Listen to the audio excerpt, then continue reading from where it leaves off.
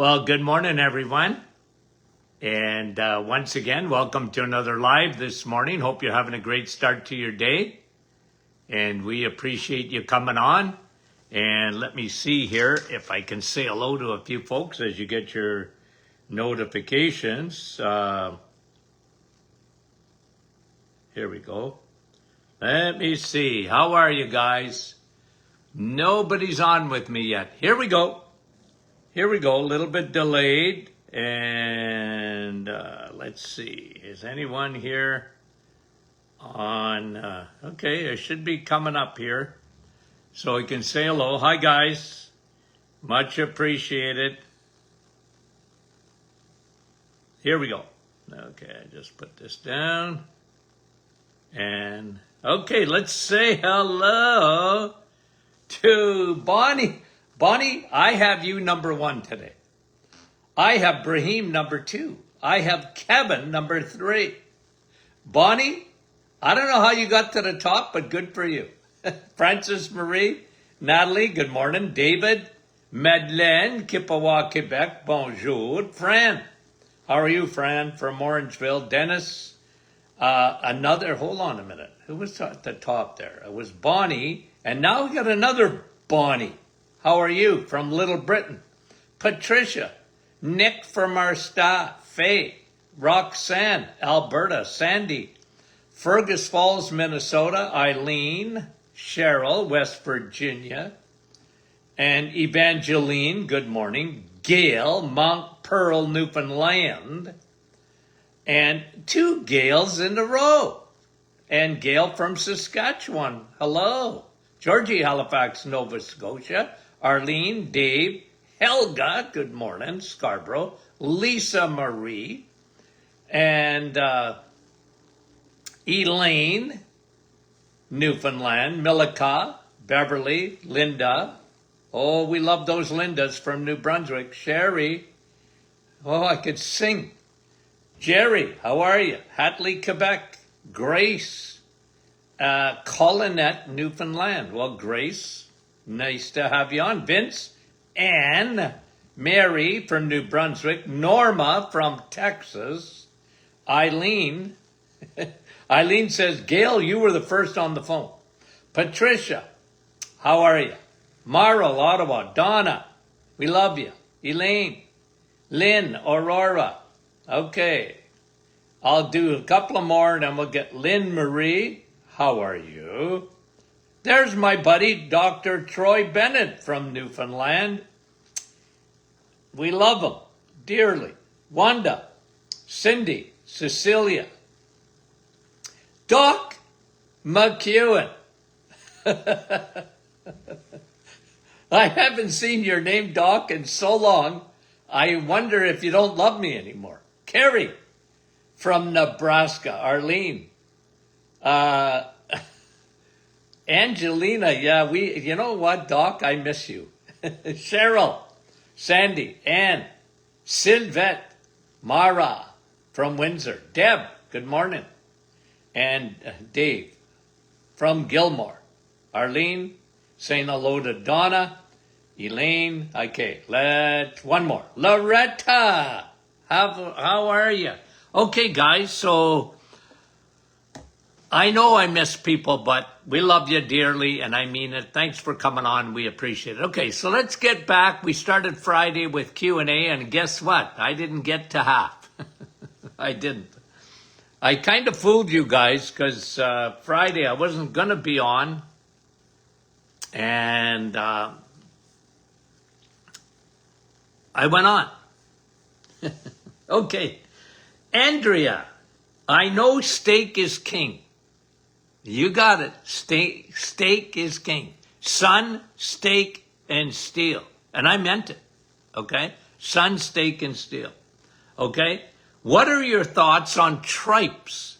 Now, did I even say that right? Tripes. Well, it's considered an organ meat. Okay? Is it good for you? Yeah. Full of protein. If you add, there's a lot of fat. Very good for you. Do I like the taste of it? No, I like steak better. Okay? It's like when people ask me about liver, what do I think? Well, I think liver is very good. It really is. But I don't like the taste of it. Therefore, everything for me is steak. Okay? That's number one. But in terms of nutritional quality, hey, liver's great. I've never tried, is it really pronounced tripes? I don't know. Okay? It's the stomach lining, isn't it, of beef or whatever, or lamb. Is it good for you? Yeah. Yeah. Okay? Noeline is, she can't get over, I think, because I think I answered this question, but I don't know, Noeline, what you're trying to ask me second time, but let me answer it again, okay? Repeating the question about estrogen, okay? So it's a cream, estrogen cream for the uterus and what was it, to reinforce the smooth muscle of the vagina. Look, I'm just going to repeat, Noeline, what I say all the time, what I've said for 30 years, and I'm just going to say it again. In my opinion, okay, remember, it's my opinion, and you get, I did bioidentical hormones for a lot of years. It's my opinion. I never used estrogen. I know estrogen is going down. I know lots of naturopaths. I know a lot of gynecologists that use bioidentical estrogen. And what do I think? I don't think much. And the reason I say it, okay, there's a reason I do this. Not because I always considered myself primarily a woman's doctor. Why is that? Because I was dealing with hormones all the time. So I considered myself a woman's doctor, okay? And I had my protocols, did them for years, and all I got to say is I don't like estrogen. The reason I say it is because women and men are dominant in estrogen. Even though their blood levels, yes, they're coming down. You get it. You get older, your estrogen comes down. But we get so many xenoestrogens, okay? Almost every chemical mimics estrogen. So we're bombarded, and what we have is estrogen dominance. And the key is not estrogen, especially when it comes to smooth muscle. It's progesterone. Okay? Progesterone. The pro-baby hormone. That's what sinks like the Titanic. And you need a balance between the two. I don't like using estrogen. If you've used estrogen, hey, good for you. If that's what, but in my professional opinion, I never liked it. I didn't use it in my office. I use progesterone with great benefits. Okay? I'm not one, estrogen is a growth hormone, and I know you need it, but you already got too much in my opinion. You think you have too little, but you have too much because of those xenoestrogens. So if you understand where I'm coming from, Noeline, if you want to use estrogen, I'm not telling you. Listen, you got to make that decision, not me.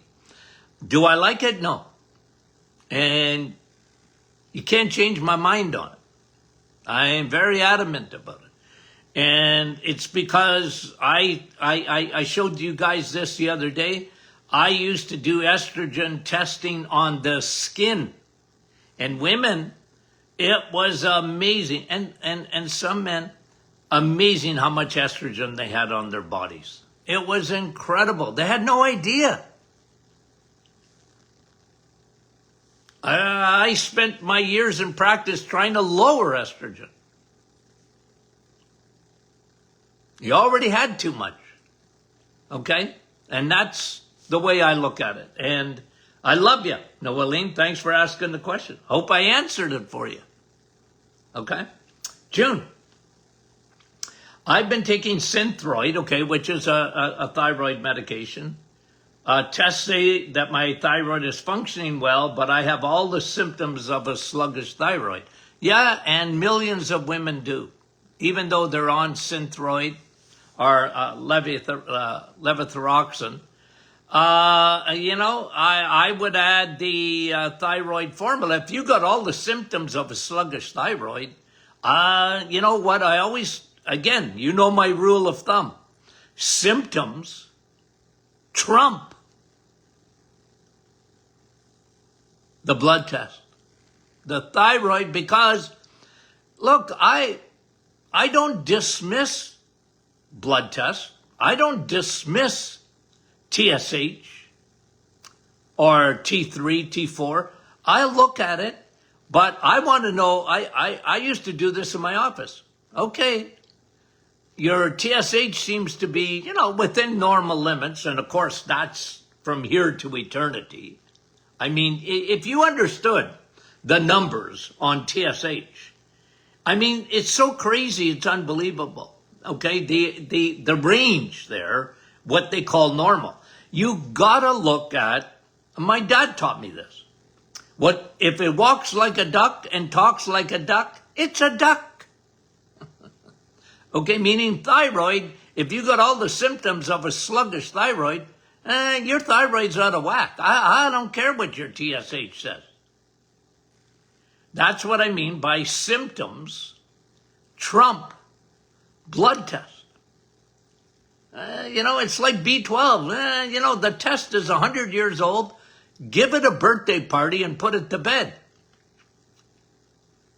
Okay? Because what's normal, what does that mean? How do you feel? That's what's important. Okay? So, thanks for the question. Let me see here. That was June. Judy's got shingles. No fun. Okay? The herpes virus that was dormant when you got the chicken pox as a kid, that gave you the virus, the herpes virus. And when your immune system, and I'll tell you something with shingles, okay? Shingles comes out, I can't even think of a case. The immune system is suppressed, and there's a lot of cortisol. There's a lot of stress hormone. That's when shingles comes out. I've seen shingles a lot of times with cancer treatment and that, because your immune system gets bombarded and now you're immunosuppressed, and guess what? That virus, which was sitting dormant, herpes, can become herpes zoster, which is shingles, herpes simplex, which is a cold sore, right? So, but I always see the cortisol. Always, always, always is involved in that. It suppresses the immune system. When you're in the fight or flight, your immune system, you're not worried about fighting a virus. Your body is ready to run or fight. And your immune system gets compromised. So what would I do? Well, number one, let's build your immune system. Probiotics. 2, oil of oregano. Very antiviral. Very antiviral. Double up and triple up the amount of oil of oregano. Vitamin D, make sure, I would do the hammer. If you got shingles, I would do the hammer of 50,000 IUs a day of vitamin D for 3 days. Okay? Vitamin A, eat steak. Okay? Eat steak, eat eggs, lay off the sugar. Sugar suppresses your immune system, big time. It puts your white blood cells to sleep. It gives them a siesta. So, all of that. Okay. Thanks, Judy. Carol, what can make homocysteine? Okay, we talk about that. What is homocysteine? Well, it's a blood test. Okay? I like homocysteine. We put out a newsletter. Was it last week, or I can't remember exactly when we put out a newsletter about homocysteine, which is a blood test you get, okay? And I don't worry about it being too low. I guess maybe. I always worry about high homocysteine, okay? We often describe homocysteine as smoke from a fire. Where there's smoke, there's a fire. So it can be an inflammatory indicator, okay? One thing for sure, if you're low in homocysteine, you're low in B12. Okay, so that, I think that was a big part of our newsletter. We were talking about B12, and people today generally have low levels of B12. I mean, 80-90% of the population do not have optimized levels of B12, and the blood test is very unreliable. It really is. It really is. Now, what could cause low homocysteine? Well, same thing. It's amazing.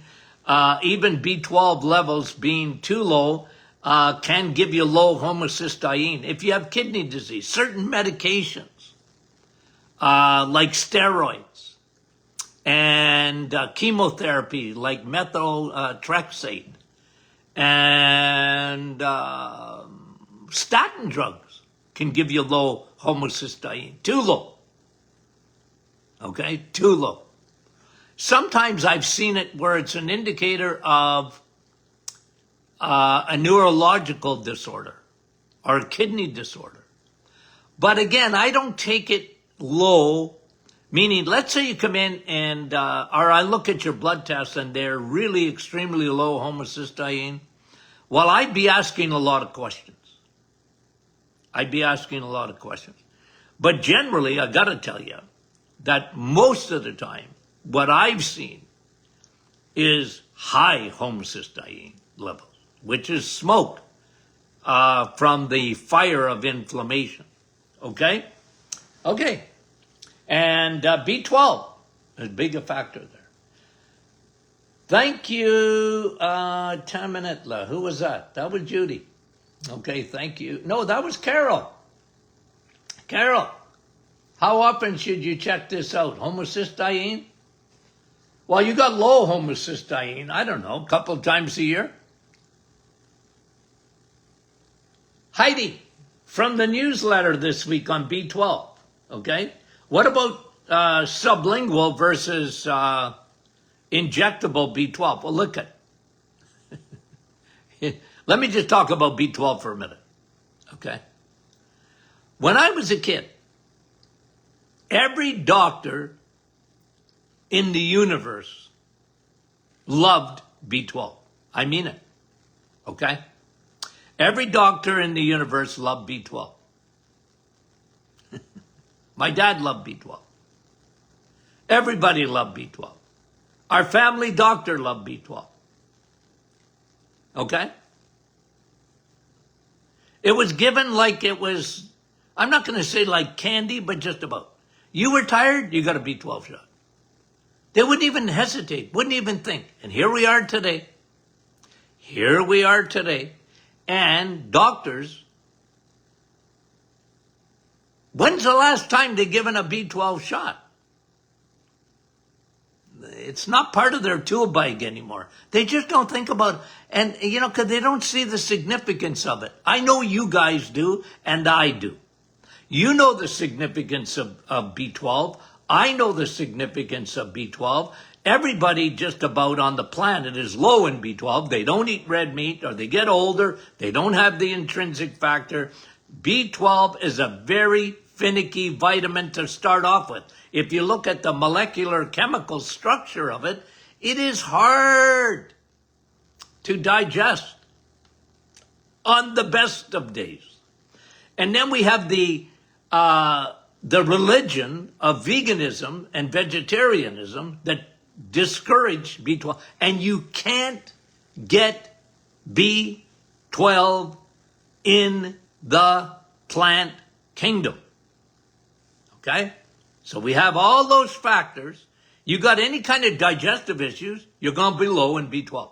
So it's my go-to with vitamin D. It's my go-to. Now you're asking the question, what's better, sublingual or the B12 shot? Well, listen, this has been proven, by the way, okay? That when you take, because most people need to take B12 every day. They're so low in it. The sublingual, okay? What's sublingual mean? Under tongue. Let it melt in your mouth. Sublingual. B12 is the best B12. I talked to a person the other day and they said, well, I'm taking B12. I said, how? Well, I take a capsule of it every day. I swallow it. I said, you're not getting that. You're not getting that. So, do I like B12 shots? Yep. Absolutely I do. But good luck. Well, the doctor ain't giving it. You can give it to yourself, I guess. But the sublingual, proven. Take it every day. There ain't ever in the history of giving B12, has anybody ever died? I know why you died. You just overdosed on B12, says no one that's smart, because they've never seen it. I remember one time a physician called me. I loved her, okay? She was a patient of mine. And then she saw another patient of mine. And she said, Dr. Martin, okay? Susie Q, that wasn't her name. She's got high B12. What do I do? I said, well, tell Susie Q, who happened to be one of my patients too, that I'm glad it's high. Better high than low. Well, it's got flagged on their blood work. What do I do? Nothing. Because nothing's going to happen. It's not dangerous. It's a water-soluble vitamin, even if it was fat-soluble. I've never seen the case. Oh, I know why you're sick. You got too much B12 in your body. No, you don't. No, you don't. Anyway, I'm pretty adamant about it because I've been around the sun for a lot of years. I never seen a case where somebody got sick from taking too much B12. There's nobody in the waiting rooms of any hospital in any place in North America. I know why you're here. You got high B12. Or I'll give you another one. I know why you're here. You got toxic levels of vitamin D. No, nah. They don't see it. They talk about it. They talk about it. They scare the life out of people, but they've never seen a case of it. They've never seen a case of it. Anywho, that's me. Thank you very much, Heidi. We appreciate that question. Joanne, what's my advice on Ozempic? And Wegovy or Wegovy? They're injectable GLP-1 meds. What do I think? Well, I've done a lot of programming on that. I've answered a lot of questions on that. I have to. Why? Well, it's so popular today. All I know is, okay, here's me. I get it. I mean, these meds, by the way, weren't created for weight loss originally. What were they created for? Diabetes. Did I like them then? No. Look, I'm on your side, okay? I had a weight loss clinic. We had a division of the Martin Clinic. It was divided. But we actually had a separate weight loss clinic. And am I compassionate?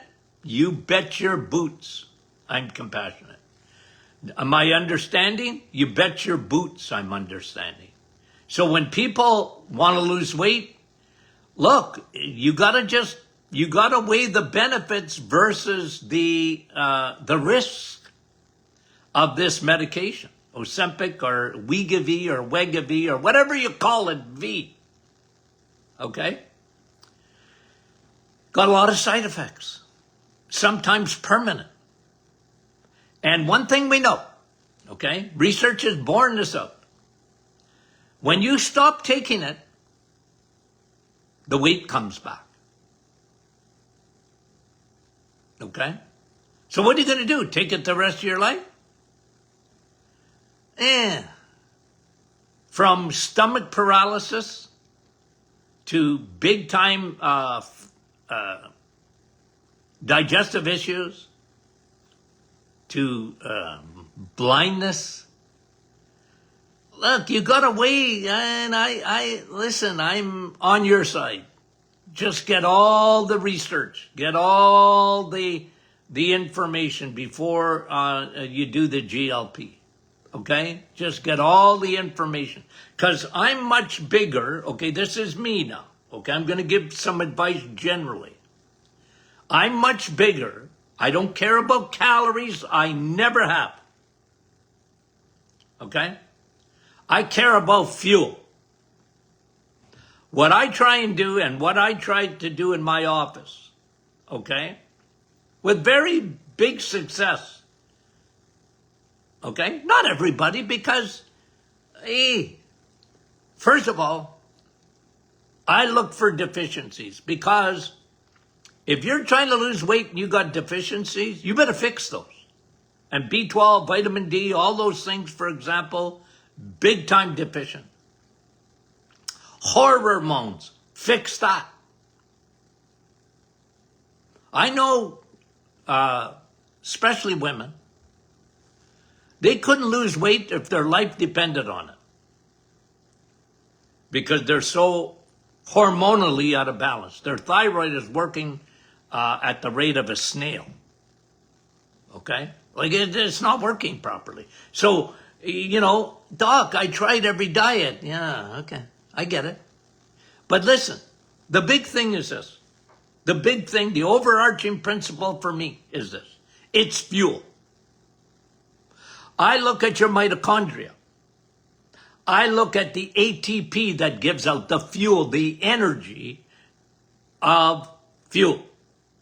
If you want to eat paper and twigs on a wood stove, well, good luck with burning that off. Burns too fast, and you're going to be hungry all the time, and your body, your cells at the cellular level are not getting the energy they need. Your cells are overfed and undernourished. Have I said that 1,000,000 times or more? You're overfed and undernourished. Most people don't realize. Dr. Martin, fiber. Well, what's that got to do with anything? Fiber's not full of nutrients. A steak is. So when I get people, and I mean it, when I get people to change fuels, eggs, meat, dairy, good dairy. There's bad dairy, by the way. Don't drink milk. Okay? Again, unless you have, finish the sentence. Don't drink milk unless you have a cow in the backyard. Don't drink milk. Why do you need milk? You don't need milk. You know, limit your drinking. What? Well, when we had a weight loss clinic, you know what we took you off? No alcohol. While you're on our program, you can't drink alcohol. What? I mean it. Because that'll shipwreck your weight loss program. That I guarantee it. Okay? So you got to listen, Linda and Larry. And what we did is we changed fuels. We went from crappy carbs and fat, like a donut, like a muffin, like a bagel. Okay? And, oh, Dr. Martin, it's whole wheat. I don't care. It's just sugar molecules holding hands. Stop. Okay? Then, I want you to have bacon. What? For weight loss. Yeah. It's a better fuel. It's a better fuel. Have eggs. Have 100 eggs. I don't care. You'll find out you don't need 100 eggs. You could eat 100 eggs, but you don't need it. Because when you're eating that much protein and fat, see, in nature, God gives us protein and fat together. Eggs, meat, protein and fat. Dairy, good dairy, protein and fat. Not carbs and fat, protein and fat. So I used to do an education program with a weight loss program. And if you want to take a shortcut, well, yeah, you go GLP-1 drugs. It's a shortcut. But at the end of the day, you got to weigh all those side effects, all those, and maybe permanent, and you can't stop. Because if you stop, the weight's coming back. And that's why, like, to me, what I did, it was very important, is change the way you eat. And why I did the 30-day program, and sometimes it was 60, sometimes it was 90. I mean, people that had a lot of weight to lose. We'd introduce a few fruits and vegetables after 30 days, very limited. And we changed their drinks too, by the way, okay? No juice. No juice. It's Tropicana, Dr. Martin. Ugh, I don't care. No juice. You can have a smoothie, even as a meal replacement. What? You can have Dr. Martin's Perfect Smoothie with cream. Okay? I like that. Okay? And you could do that. A heavy fat protein drink. Okay? Because it ain't calories. It's fuel. It's not calories, it's fuel. And the reason there's 30 days there is to get rid of insulin resistance. That's number one. But number two is that people, when they get into about the 21st day, 3 weeks, they found out, you know what? Me and carbs, we never really got along. Man, you know, it's like being in a toxic relationship. It's like being in a bad marriage. Gee, I didn't realize how toxic that was. Yeah, well, your relationship to crappy carbs is toxic. And sometimes it takes about 3 weeks to figure it out. How good you feel when you come off that stuff. Might take a week or two because you get, a little bit of Stockholm syndrome, if you know what I mean. You had a crappy relationship with the carbs, but you still like them, and your body goes, oh, geez, I missed that. Yeah, until you don't anymore, and then you figure it out. Anyway, okay. Did I answer your question? I got off on, that was Joanne. Okay, let me just do a couple more. We'll see if we can get these done here. Okay. I think I'm just about eating well. Doing well, I mean. Okay, eating well. Did I just say that? Silly. Celia, how are you? Okay, still getting, struggling with acne. You seem to be doing everything right. Make sure, Celia, listen, acne, okay, too much estrogen, and that elevates in the woman her testosterone, okay? Testosterone, you need a little eeny weeny, teensy weeny, yellow polka dot bikini. Remember that song? No, you wouldn't. How old are you, Celia? You sound like, oh, you're 19. Well, you don't even remember that song, but that was a popular song.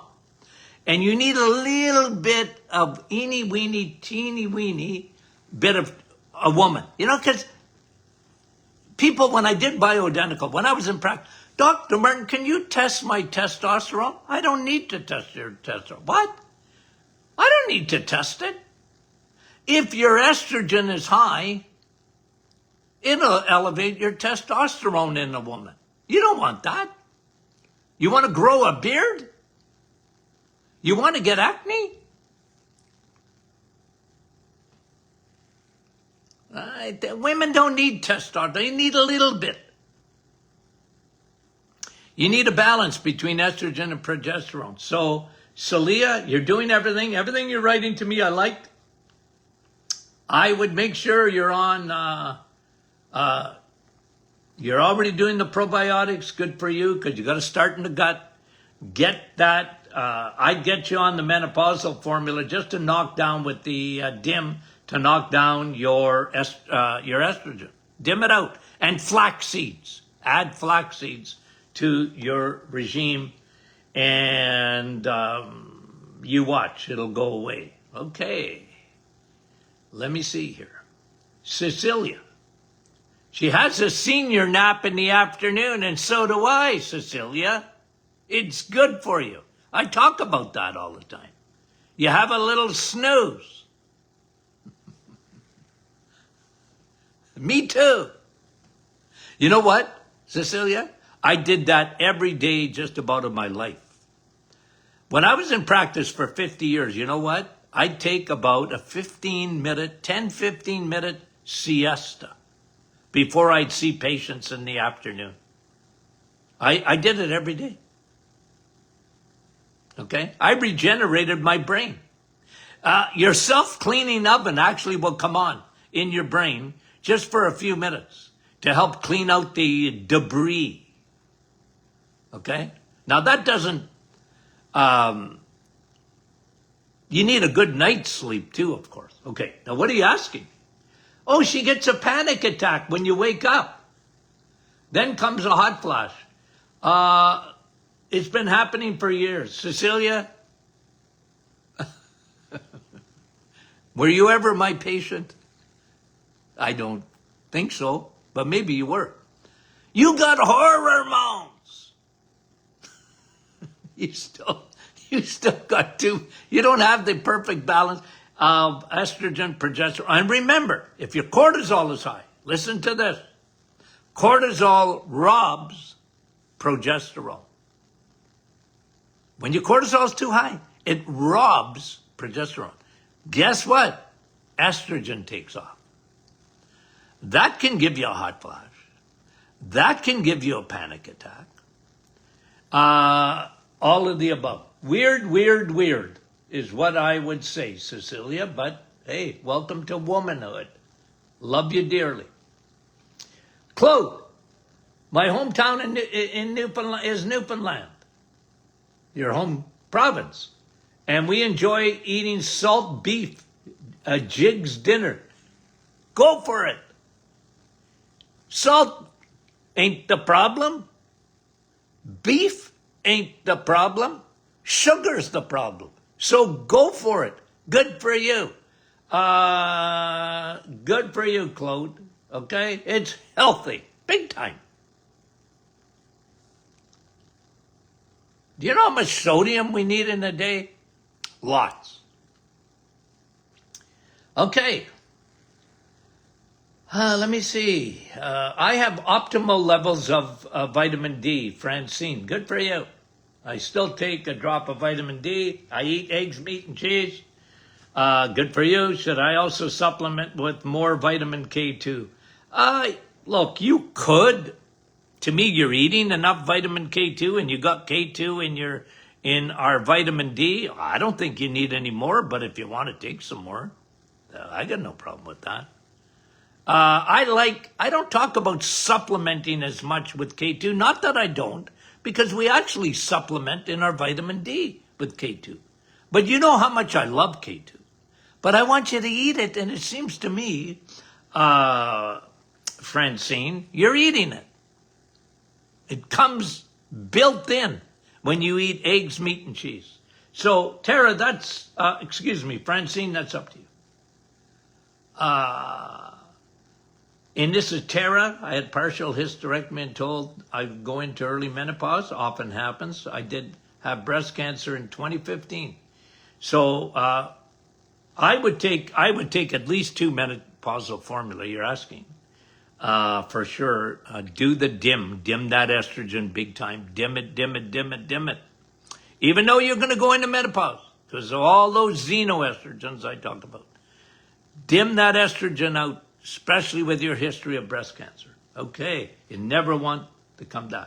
Tess is asking about beef organ supplements. Hey, you can take that. I got no problem with that. I'd rather you eat it. But if you want to take a supplement of it, hey, go for it. I eat the beef. Linda is asking about mulin, I don't even know how to pronounce it, extract for lung cleanse, mucus, phlegm. Yeah, I had patients take that stuff. I don't know if it was the best. I always liked quercetin better for the lungs and phlegm. I used to combine quercetin with Navital, pine bark extract. Very good. Antihistamine. Very good. I always like quercetin more in terms of phlegm. And oil of oregano too, by the way. Okay? Oil of oregano. A lot of times in mucus, you're creating a lot of it. You got a fungus and your body's trying to get rid of it. That's why I love oil of oregano too. Okay, and you know what? I think I'll leave this because this will give me, I think so. Let me just see. There's a few more. So you know what I'm going to do is I'm going to, I'll bring these questions in tomorrow because there's a couple of things that were brought up here. Let me just see. Okay, Gail's talking about a live blood cell analysis because I used to teach this, okay? So let me do that tomorrow, and I got a few other questions, and I'll bring in a study or two because I think, we almost got enough to do another, another one. Holy smokes. Okay. Yeah, you know what? Let's do another one tomorrow. We'll answer more questions tomorrow. Okay? So, okay. We love you guys. Love you dearly. Talk to you soon.